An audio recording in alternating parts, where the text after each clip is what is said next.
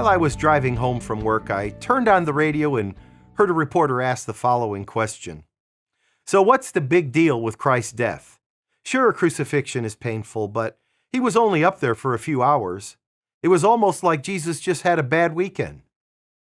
I was shocked. I'd never heard it put that way. But the question got me thinking, why is Christ's death so important? Was it just the amount of physical suffering he experienced? Why is it so special? I think we can look at it like this. Christ was betrayed, tortured, and crucified. And he did suffer a tremendous amount of pain. But the Bible tells us that there was so much more happening in that moment. Once you were alienated from God and were enemies in your minds because of your evil behavior. But now he has reconciled you by Christ's physical body through death to present you holy in his sight, without blemish and free from accusation. Christ's death wasn't simply about physical pain.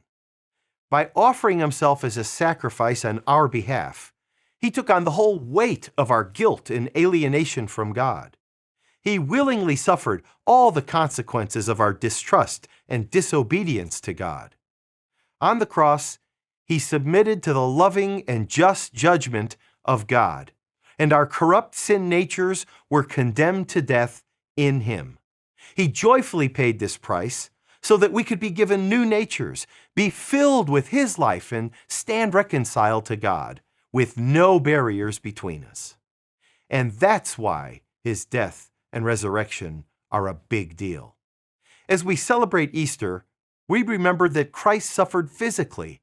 Let's not forget that spiritually, his sacrifice brought us back into communion with God.